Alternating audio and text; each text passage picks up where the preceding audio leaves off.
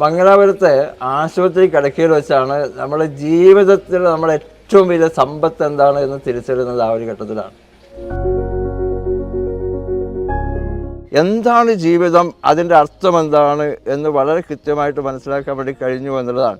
അതിനെന്നെ സഹായിച്ചത് എൻ്റെ ജീവിതത്തിലേക്ക് കടന്നു വന്ന ഒരു അതിഥിയാണ്. ഒരു ഘട്ടത്തിൽ എന്നെ ഭയപ്പെടുത്തിയിരുന്നു എന്ന് പറഞ്ഞാൽ വല്ലാണ്ട് ഭയപ്പെടുത്തി. എൻ്റെ ജീവിതം തന്നെ അവസാനിപ്പിച്ചു കളഞ്ഞു എന്ന ഒരു തോന്നലുണ്ടായ ഒരു ഘട്ടം വരെ എൻ്റെ ജീവിതത്തിൽ കടന്നു വന്ന അതിഥി എന്നിലുണ്ടാക്കി എന്നുള്ളതൊരു സത്യം തന്നെയാണ്. ക്യാൻസറാണ് പലപ്പോഴും ആളുകൾ എല്ലാവരും ഭയപ്പെടുന്ന ഒരു അസുഖമാണ് ക്യാൻസർ എന്ന് പറയുന്നത്. അത് എൻ്റെ ജീവിതത്തിൽ എനിക്ക് അത് സമ്മാനിച്ചത് എൻ്റെ ജീവിതത്തിൻ്റെ ഗതി മാറ്റി എന്നുള്ളതാണ്.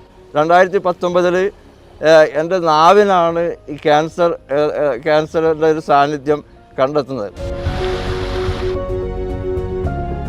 അംഗീകാരമായാലും പദവികളായാലും അധികാരമായാലും അതുപോലെ തന്നെ പണമായാലും എല്ലാം തന്നെ ഒരു ചുരുങ്ങിയ പ്രായത്തിൽ പ്രവർത്തനം കൊണ്ട് എനിക്ക് നേടിയെടുക്കാൻ വേണ്ടി കഴിഞ്ഞു എന്നുള്ളതാണ്.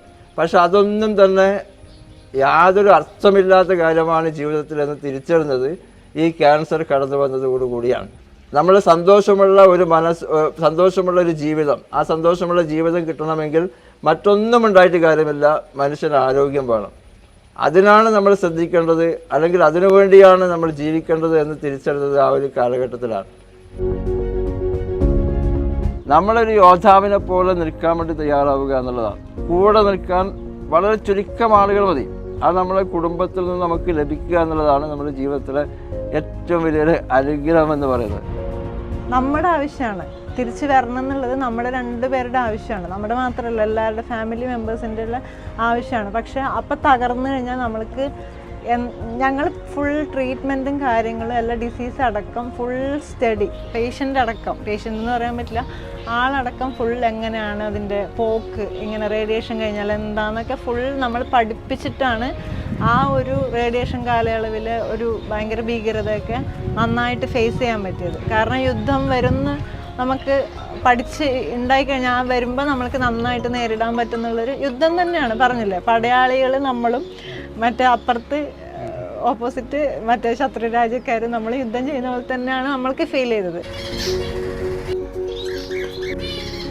അപ്പോൾ എൻ്റെ ഭാര്യയും എൻ്റെ ഭാര്യയുടെ അമ്മയും അച്ഛനും അതുപോലെ തന്നെ എൻ്റെ അമ്മയും അങ്ങനെ കൂടെ നിൽക്കാൻ കുറച്ച് വലിയ ആളുകൾ അവരെന്നും എൻ്റെ കൂടെ ഉണ്ടായത് കൊണ്ടാണ് എൻ്റെ ജീവിതം എനിക്ക് തിരിച്ചു പിടിക്കാൻ വേണ്ടി ഏറ്റവും ഒരു പടയാളികളെ പോലെ എൻ്റെ കൂടെ നിന്നു എന്നുള്ളതാണ്.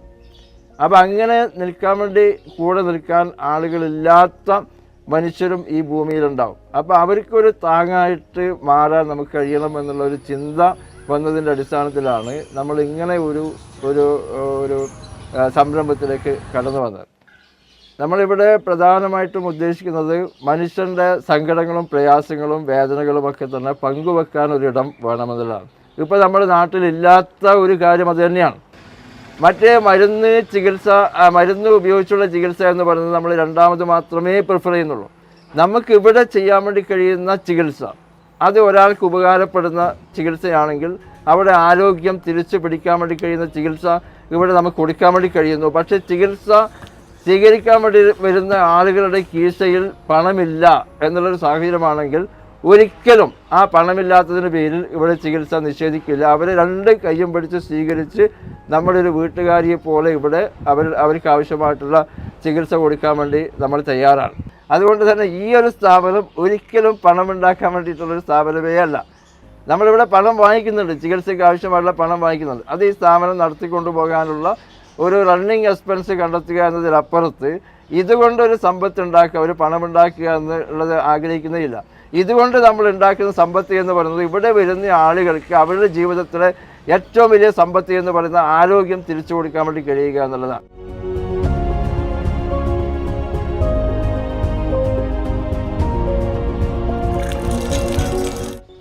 ഇപ്പോഴത്തെ എൻ്റെ ഒരു ജീവിതം എന്ന് പറയുന്നത് യഥാർത്ഥത്തിൽ പൂർണ്ണമായും ജീവിതം ആസ്വദിക്കാൻ വേണ്ടി കഴിയുന്നു എന്നുള്ളതാണ്.